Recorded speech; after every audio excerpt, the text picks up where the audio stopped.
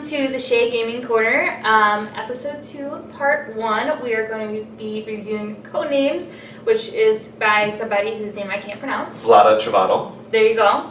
And as always, for the first episode, we are going to be explaining how to actually play a game, and by we, I mean Jeremy. And by the way, my name is Katie, so take it away. Yeah.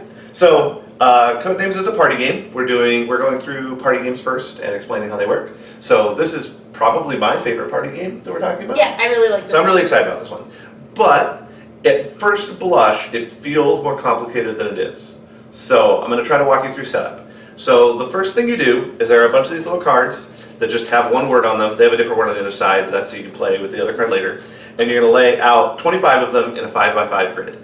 Katie's going to put a picture like up here so you can kind of see what the cards look like. Then you have two teams. They don't have to be the same number, but you have to split up into two teams. And one team is going to be the red team, and one team is going to be the blue team. And they have cards, and they're going to look like over here. And they just have the girl on one side, the boy on the other. It doesn't matter. It's just what the pictures look like. And then lastly, you're going to have a guide that tells the clue givers, we're going to pretend that Katie and I are the clue givers for our respective teams, exactly how things work. So she's going to put this picture up here as well. It's got blue bars around the outside, which means the blue team will go first. And it also indicates of the 5x5 grid, which cards the blue team needs to get, which cards the red team needs to get, which cards are white, which are neutral, and which card is the black, which is an instant loss. So perhaps we should explain what the components of each team are. As far as... Well, you have your clue givers and your guessers. Right.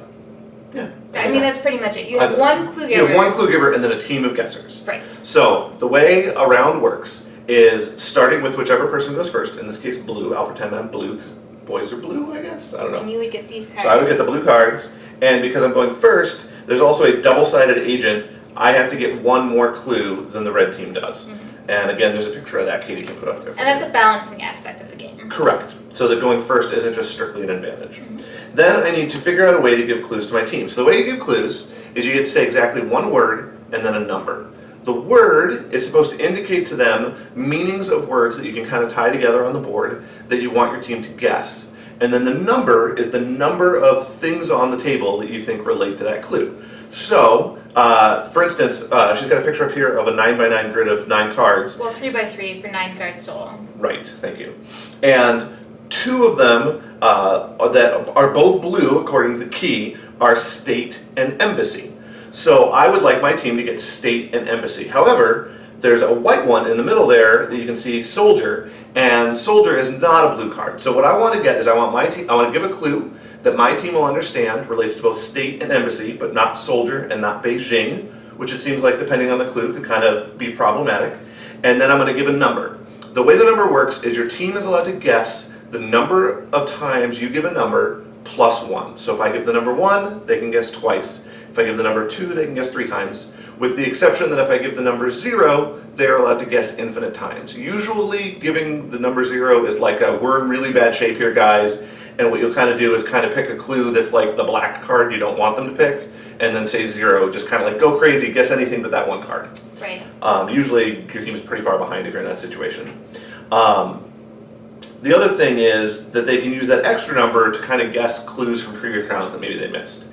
The way to work is you give your clue and the number, and then you're completely silent, and then your team will guess cards one at a time. If the card is, even if it's not the one you were thinking of, if the card they guess is a blue one, in my case for the blue team, then they will get to keep guessing until they run out of the guesses for the number I gave them. If the number, and I'll put a blue card on top of it to indicate that has been guessed correctly. If they guess a red one, the red team gets a point and it's their turn, our turn ends. If they guess a white one, our turn ends, we put the white one on the board. It doesn't give the opposing team a point, but it does end our turn. And it gives the opposing team more information. More information. And if I guess the black one, if my team guesses the black one, they lose. One of the really important things for that, for the rules, that's very important, is the clue giver has to not be giving out free information. You can't say, I know this is a bit of a stretch, but clue. You just say clue. And the number. And the number.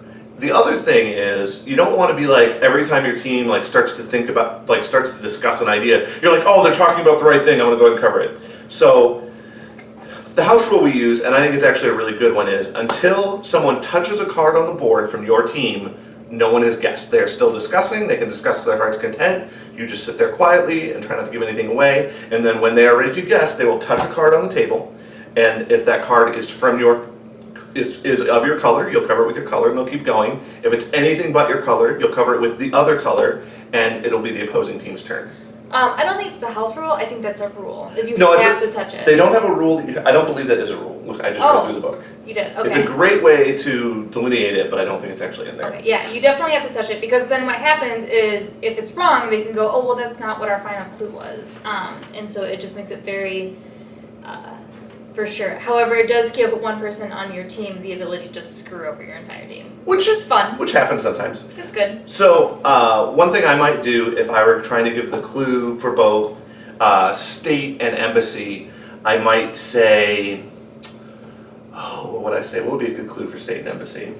You could do American. Sure, I could say American. So American is unlikely to lead to Beijing, but again, with the picture we've got up here in the corner, you'll notice there's Hollywood, which my team might pick. There's state, which there are states in America, but I don't know that they necessarily lean to that. And I don't know that I would lean embassy. I think actually, and this is a great example, I might have very well given that clue, but I think in her example, I might have actually touched Hollywood first. Right, which would be red. Which would be red, and then the red team would cover it with one of their cards and they would have a point, and it would be their turn, which would be really unfortunate for my team.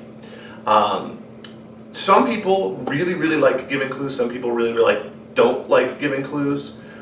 We can talk about that more in kind of the strategy section, but that is something to be aware of as well with the game. Are there any other rules that I'm forgetting before we move on to our other sections of the video? Yes, there are other rules. One is hyphenated words, so you can compound words. Compound words. So I can't think of a good one for this particular example, but like knighthood is one word, even though it's two words together. Yep. But one that wouldn't work is I can't think of one off the top of my head. I should have come up with an example, but I didn't. But something that's two words that goes together, like. So New York is an excellent example. The city of New York has a dash in it as a compound word, but you can't say New York. That's a space. Over on the left there. The New York Historical Society. Okay, well whatever. I'm pretty sure the city. But just New York has a space. I was talking about the city. I know you were, and I'm saying that you're wrong. Oh, okay. Well, at any rate, if it's like that, it has a dash. No, but even if it's just two words that totally go together, like daylight savings. You still can't say. You can't say daylight savings. Correct. You could say daylight. And the other thing that people often forget is you can't. Once a word has been covered on the board, you can do whatever you want. It's no longer part of the table. But while the word is on the board, you can't use any part of it. So if horse were on the board, I couldn't say horseshoe. And if horseshoe were on the board, I still couldn't say horse.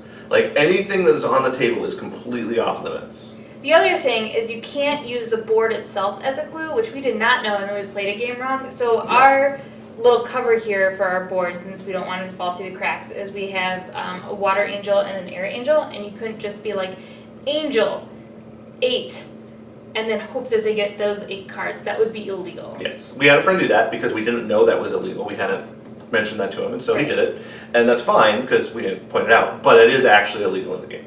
Right. So those are two illegal things that we see the most often happen. I don't know about rhymes, I don't remember. I think that's your call. Same sounding words are actually illegal, so you cannot. Oh, okay. So if, for instance, the word night, like a person that charges with a lance, was on the board, you could not say darkness and hope that they get not darkness equals night, like nighttime. Yeah, you can say darkness. No, it's 100% illegal. You can say darkness, you just can't say night. It's illegal to give clues for night.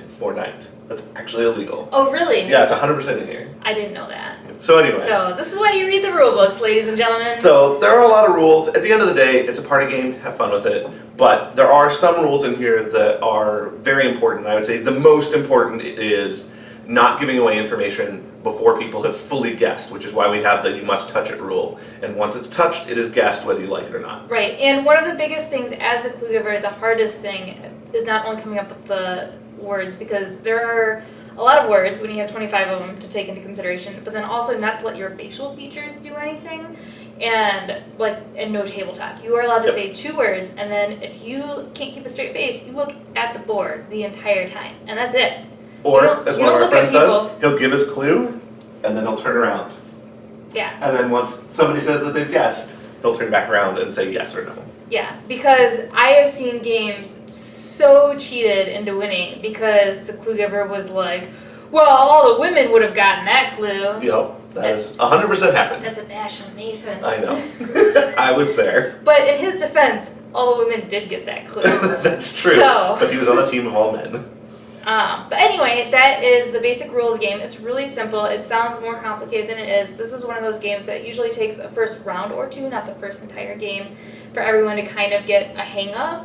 But then once they do, everyone has a lot of fun. So it's a really good party game. Yep, and the game itself recommends 2 to 8 players. Playing with 2 doesn't seem like much fun for me. I think it's better as a party game. What I would say is 8 plus. You can go as big as you want on this one, and you don't need even numbered teams, which is amazing. Yeah.